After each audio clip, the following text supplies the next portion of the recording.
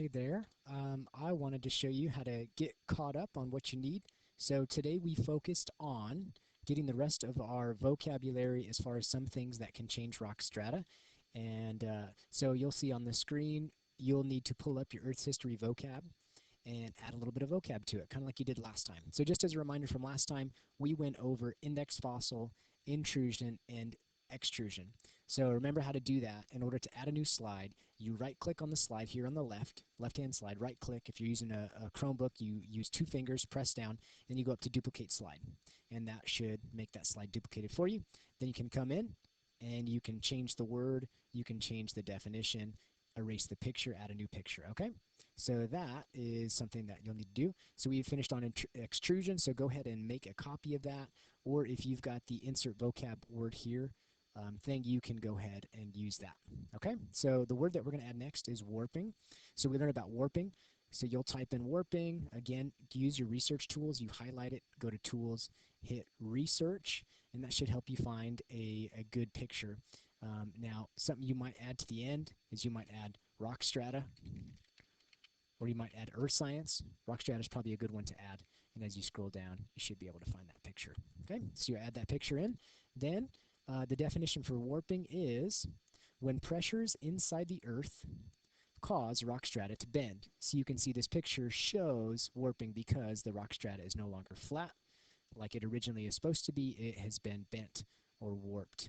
Okay, and connections or examples. One connection I gave is that students use was if you leave wood that's been untreated outside and it gets wet, it'll no longer be straight, it'll warp, it'll bend because of just the different things that are happening with that. Another example is a floor.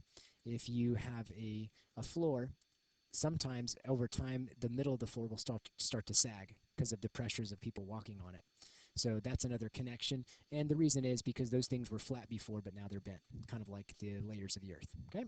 Next word is going to be faulting. So again, you want to add it just like we have done before, where you go ahead and duplicate the slide and all that stuff. So feel free to pause at any time, but I'm going to keep right on going. Okay, so pause at any time.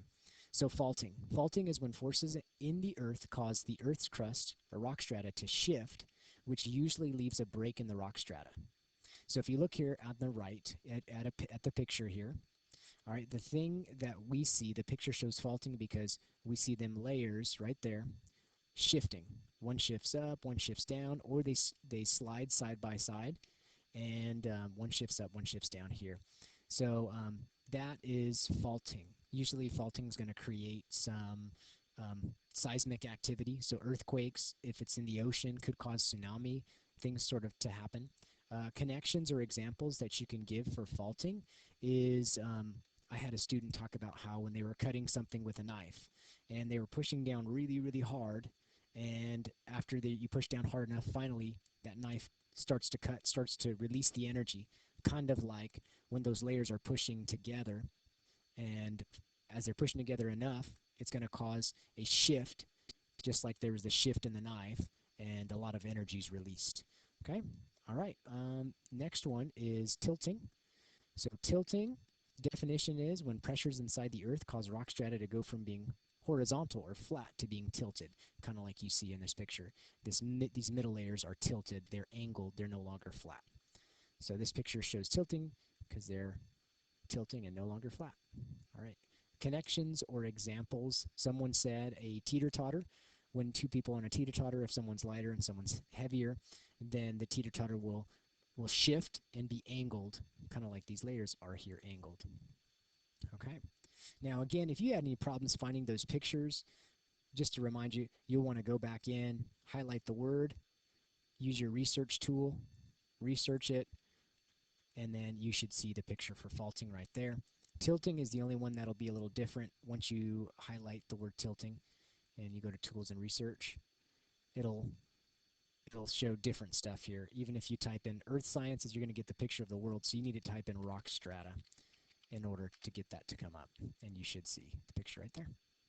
Drag it right on there. Okay, now that's that. I want to go ahead and share with you the next thing that we did, and that's on the classroom stream. You'll notice that it says erase/change rock strata and fossils rhyme.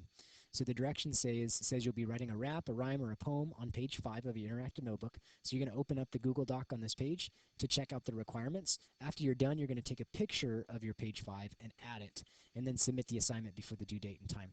So here is the requirements. You'll click on that, open it up. It's a pretty open assignment.